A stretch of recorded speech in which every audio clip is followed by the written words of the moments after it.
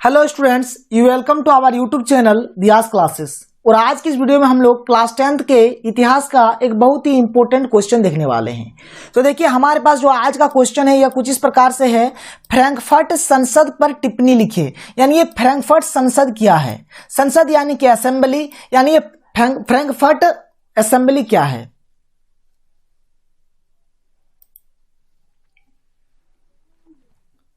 Hello students, you welcome to our YouTube channel Diya's classes.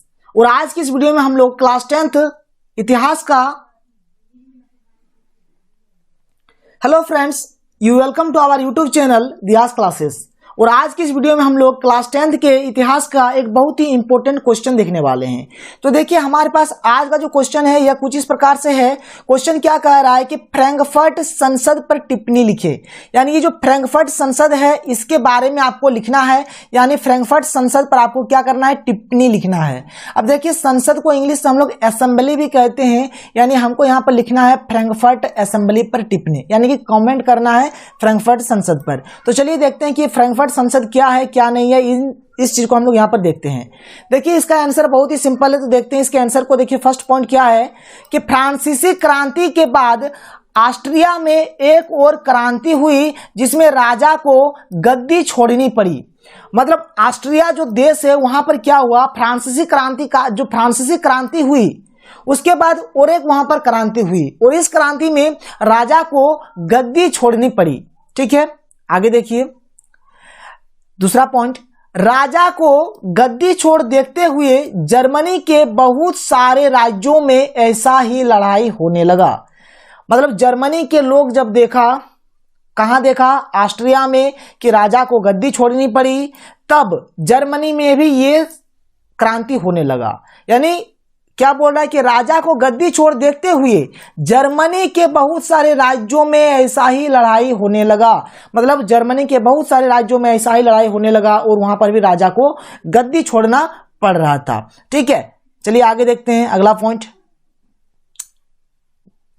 यहां तक तो हो गया। आगे देखिए, जब यह सब होने लगा तब जर्मन इलाके में फ्रैंकफर्ट एक संसद था। वहां एक बहुत बड़ी जनसंख्या में राजनीतिक संगठन पहुंचे और एक सर्व जर्मन नेशनल असेंबली के पक्ष में मतदान का फैसला किया। क्या क्या देखिए, पहले तो ऑस्ट्रिया में फ्रांसीसी क्रांति के बाद और एक लड़ाई हुई और इस लड़ाई में क्या हुआ कि राजा को गद्दी छोड़ना पड़ गया। अब राजा को गद्दी छोड़ जब देखा, जर्मनी के लोग जब देखा कि राजा गद्दी छोड़ रहे हैं, तो जर्मनी के बहुत सारे राज्यों में भी ऐसा लड़ाई होने लगा। तब क्या हुआ? तब देखिए यहाँ पर जो ये अगला पॉइंट कह रहा है आपसे, क्या कह रहा है कि जब यह सब होने लगा तब जर्मन इलाके में, जब जर्मनी में ये सब होने लगा ना, तब जर्मन इलाके में एक संसद था जिसका नाम है फ्रैंकफर्ट संसद। वहां क्या हुआ, एक बहुत बड़ी संख्या में राजनीतिक संगठन पहुंचे और एक सर्व जर्मन नेशनल असेंबली के पक्ष में मतदान का फैसला किया। मतलब उन लोगों ने क्या अब कहा कि अब हम लोग यहाँ पर मतदान करेंगे, यानी कि वोट देंगे। तो यहाँ पर क्या हो रहा है, देखिए यहां पर अगला पॉइंट क्या कह रहा है कि 18 मई 1848 में 831 निर्वाचित प्रतिनिधियों ने एक सजे धजे जुलूस में जाकर फ्रैंकफर्ट संसद में अपना स्थान ग्रहण किया।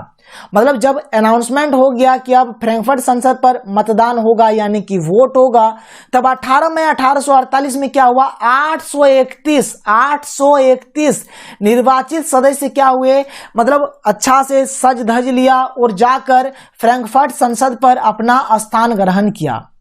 और ये जो संसद था, यह संसद सेंट पॉल चर्च में आयोजित हुई। ठीक है, यह संसद कहां पर आयोजित हुआ था? सेंट पॉल चर्च में। अब देखिए आगे, इन सदस्यों ने मिलकर जर्मन राष्ट्र के लिए एक संविधान का निर्माण किया तथा उन्होंने यह डिसाइड किया कि इसकी अध्यक्षता एक राजा को सौंप देनी चाहिए जो संसद के अधीन रहे। मतलब क्या किया, देखिए वहां पर तो वोट होने वाला है, और उन लोग एक संविधान बनाने का सोचा, और उन लोगों ने और एक चीज यहाँ पर डिसाइड किया। क्या डिसाइड किया कि इसकी जो अध्यक्षता होगी, मतलब ये जो संविधान हम लोग बनाएंगे, इसका जो अध्यक्ष होगा हम लोग किसी राजा को अध्यक्ष बना देंगे, और यह किसके अधीन होगा, तो यह संसद के अधीन ही होगा, यानी ये संसद के अधीन ही होगा, और किसी राजा को हम लोग क्या बना देंगे, इस संविधान का अध्यक्ष बना देंगे। तब क्या हुआ देखिए, तब सारे प्रतिनिधियों ने फ्रेडरिक चतुर्थ को ताज पहनाना चाहा, परंतु फ्रेडरिक चतुर्थ ने ताज पहनने से मना कर दिया तथा वह उन राजाओं का साथ दिया जो इस निर्वाचित सभा के विरोधी थे।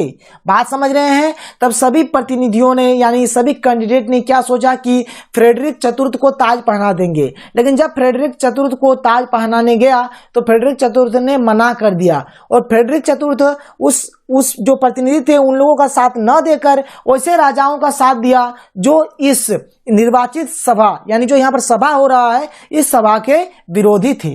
ठीक है, आगे देखिए अगला पॉइंट क्या है, ये हमारा लास्ट पॉइंट है। इस तरह यह संसद या फिर असेंबली जो बोलिए, इस तरह यह संसद अपना समर्थन खो बैठी तथा भंग हो गई। यानी ये जो असेंबली थी, ये जो संसद थी, अपना समर्थन नहीं जुटा पाया, इसलिए ये नष्ट हो गया, यानी कि खत्म हो गया। तो देखिए कहानी बहुत ही सिंपल है फ्रैंकफर्ट संसद का, आप समझ रहे हैं। कहानी कहाँ से स्टार्ट होता है, तो देखिए कहानी स्टार्ट होता है ऑस्ट्रिया से। ऑस्ट्रिया में क्या हुआ, फ्रांसीसी क्रांति होने के बाद वहां पर और एक लड़ाई हुई जिसमें राजा को गद्दी छोड़नी पड़ी। जब राजा को गद्दी छोड़ देख रहा था कौन, जर्मनी, तो जर्मन के भी बहुत सारे राज्य में ऐसे ही लड़ाई होने लगी। जब जर्मन में ये सब होने लगा तब सबने डिसाइड किया, देखिए सबने क्या डिसाइड किया कि देखिए यहाँ पर लिखा है कि राजा को गद्दी छोड़ देखते हुए जर्मनी के बहुत सारे राज्यों में ऐसा ही लड़ाई होने लगा। जब यह सब होने लगा तब जर्मन इलाके में फ्रैंकफर्ट एक संसद था, वहाँ एक बहुत बड़ी संख्या में राजनीतिक संगठन पहुंचे और एक सर्व जर्मन नेशनल असेंबली के पक्ष में मतदान का फैसला लिया। यानी उन लोगों ने सोचा कि अब क्या करेंगे, हम लोग हमारे देश के लिए एक संविधान बनाएंगे। तब वहाँ पर क्या होता है देखिए कि 18 मई 1848 में 831 निर्वाचित प्रतिनिधि वहां पर पहुंच जाते हैं और सज धज के जुलूस के साथ फ्रैंकफर्ट संसद में अपना स्थान ग्रहण करते हैं।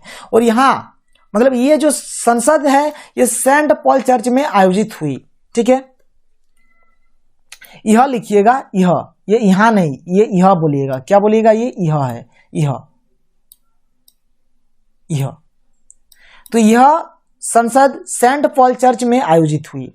अब इन सभी सदस्यों ने, मतलब जो भी प्रतिनिधि था, उन लोगों ने क्या सोचा कि संविधान तो हम लोग बना रहे हैं, लेकिन इसका जो अध्यक्ष होगा, इसका अध्यक्ष जो होगा वो हम लोग किसी राजा को सौंप देंगे, और वह जो राजा होगा वह हम लोगों के ही कंट्रोल में रहेगा। तो उन लोगों ने सोचा और उन लोगों ने क्या किया कि फ्रेडरिक चतुर्थ को ताज पहनाना चाहा, लेकिन फ्रेडरिक चतुर्थ ने ताज पहनने से मना कर दिया और वह उन राजाओं को साथ देने लगा जो इस सभा के विरोधी थे। ठीक है, और इस तरह से क्या होता है, ये जो संसद और जो असेंबली है अपना समर्थन नहीं जुटा पाया, यानी अपना समर्थन खो दिया। ठीक है, जिसके चलते ये जो संसद थी ये भंग हो गई। तो ये था इस क्वेश्चन का आंसर। आशा करता हूं कि आप समझ गए हैं और ये वीडियो आपको पसंद आया है। तो इसी तरह आपको देखिए हर टॉपिक का, हर चैप्टर का वीडियो आपको मिलेगा, और आप कमेंट पे एक चीज लिखिए कि आपको कौन से सब्जेक्ट का, कौन से पेपर का, कौन से टॉपिक का कौन सा वीडियो चाहिए। तो आज के लिए इतना ही, फिर मिलते हैं अगले वीडियो में। Thank you.